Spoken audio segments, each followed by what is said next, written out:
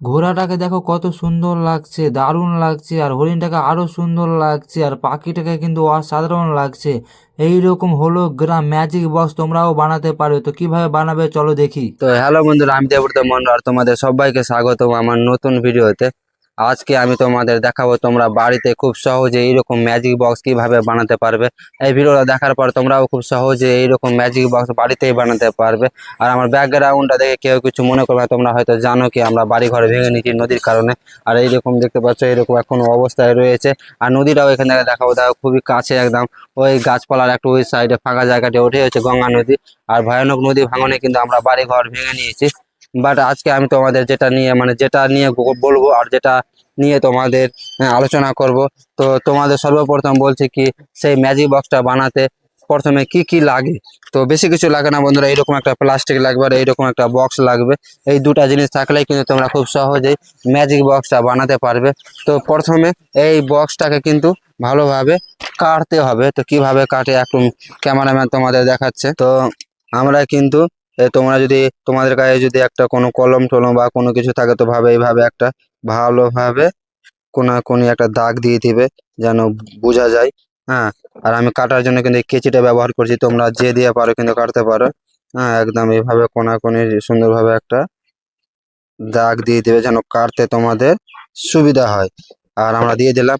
আর এই সামনে সামনে এই জিনিসটা আছে কিন্তু এটাকে কিন্তু কেটে উড়াতে হবে, এর কোনো কাজ নেই। হ্যাঁ, তো আমি কাটার জন্য কিন্তু কেচি ব্যবহার করছি, তোমরা যে কিছু পারো ব্যবহার করতে পারো। তারপরে এইরকম একটা ফাঁকা করে দিলাম। তারপরে কিন্তু এই কোনাকুনিটা ভালোভাবে সোজা করে কিন্তু কাটতে হবে। আমি কিন্তু কাটছি কোনো দাগ ছাড়াই কাটছি। তোমরা কিন্তু কোনো কলম দিয়ে আগে একটা দাগ দিয়ে দিলে খুব ভালো হয়।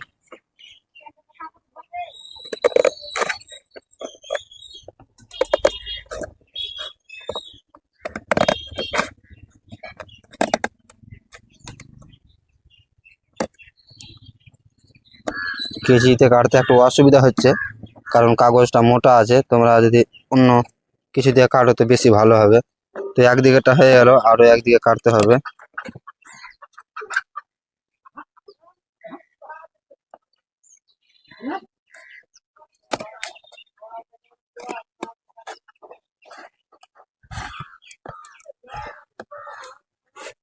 একটু অসুবিধা হচ্ছে কেচিতে কাটতে, তোমরা যদি কাটার জন্য অন্য কিছু ব্যবহার করো তাহলে বেশ ভালো হবে।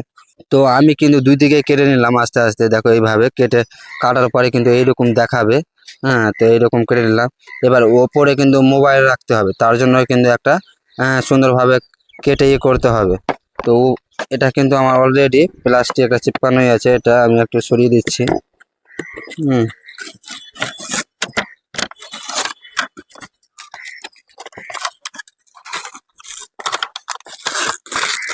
হুম তো এখানে মোবাইল রাখার জন্য এটা কিন্তু অলরেডি কাটাই আছে, কিন্তু এটাকে একটু আরো বেশি করে কাটতে হবে, তাহলে কেন মোবাইলটার যেন সাইজ অনুযায়ী কাটতে হবে।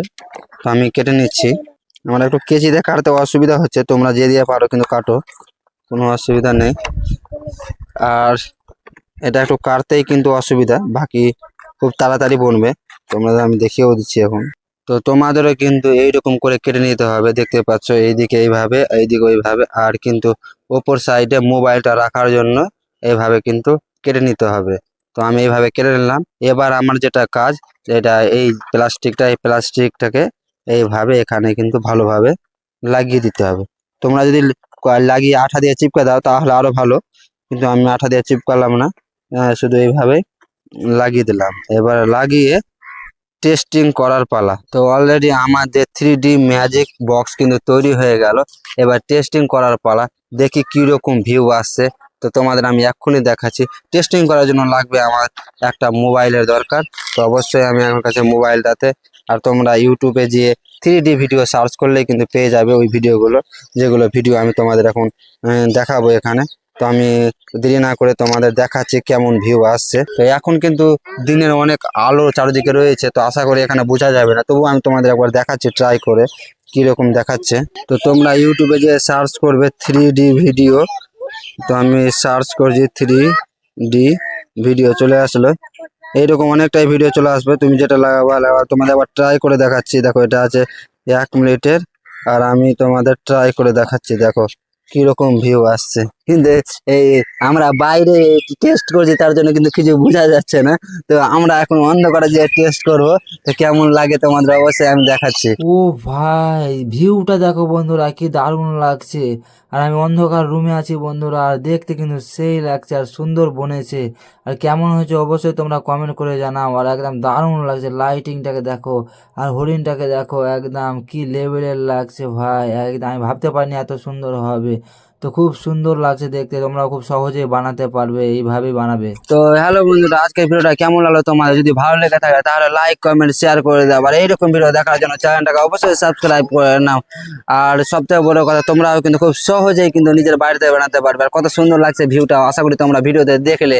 তো আজকের ভিডিওটা এখানে শেষ করলাম। ভিডিওটা শেষ পর্যন্ত দেখার জন্য তোমাদের অসংখ্য ধন্যবাদ জানাই।